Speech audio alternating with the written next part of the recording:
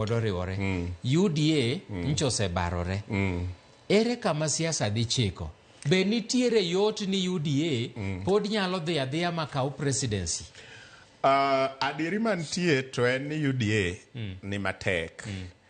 nikech either way Mount Kenya tungni nitie kata impeachment ni okodhi through nyiso ni isedraga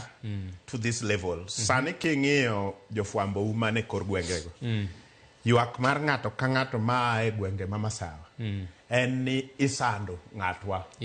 isando ng'atwa ne wayiero gi kanyakla so gima ni neno kotimore wach William Ruto guru cha is back in full blast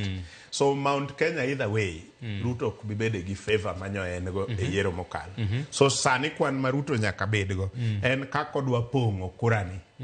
ema miya paro ni en bende koro dwa chako ng'iyo gwenge mamoko mane ni e bwo Raila Odinga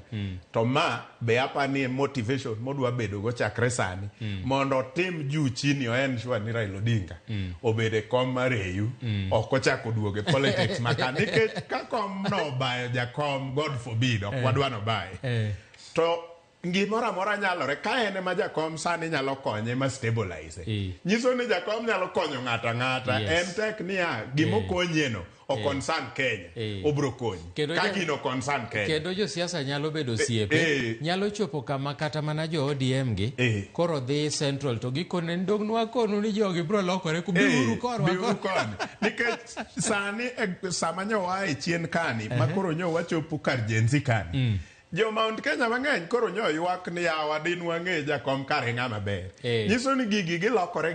to jowa ma bende amwalo kono ma tie got kono bende ng'eny gi sana goga kura mondo punish ng'achielo koro ginyalo poni Ruto odonje kom jakom nikech jakom ema nyocha bedo punish te kura ka kura sani koro jakom ka onge kato ringo dok kocha to dipo ka Ruto ema odonje kom no en midhi go kura mondo obed punished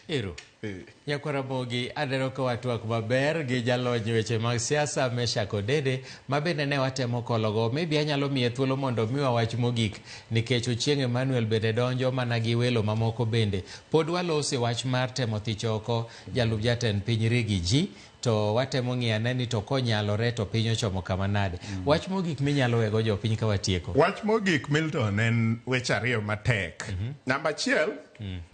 both sides wuondo jo Kenya Kimani Ichung'wah gi timne ma janka jowa moko nitie jowa ta nyalo excuse nikech ne gionge nobedo gi ng'ani kendo ne gin osiepe kendo gin gi William Ruto gi timno te gi go lweny kanyakla ok onyal biro nyisowa last minute sani ni ng'ani chunye rach ng'ani rateng' to chunye rach kogwal to ng'ani ne gimiyo nyaka kom machiegni gi ker ma anytime no nyabedo president Kimani Ichung'wah gini nong'eyo ni wadhi bet there's a possibility ma Kenya bedo gi ng'ama chunye rach ma chunye rateng' kogwal e presidency ng'ano wuondowa nyiso ni sani it is not working for them on the other side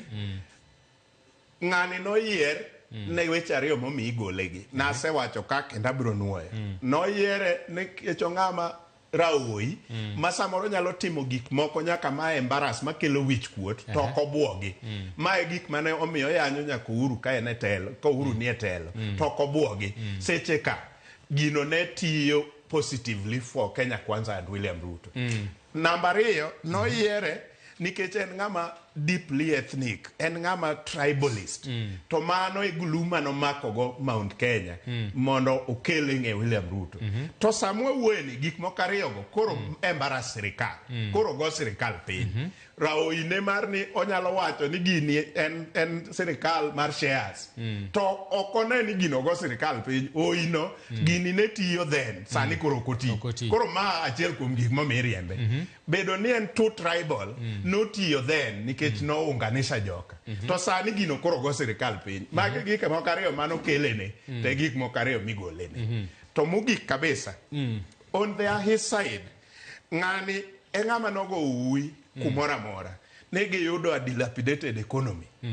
giyudo economy coffers man nono maonge gimoro to sani tiwinjo kowachi ng'ama jafwambo nyiwinjo ni bilion moko ariyo gik moko emokelo dola dok piny odhi wacho sirigi ang' neno ni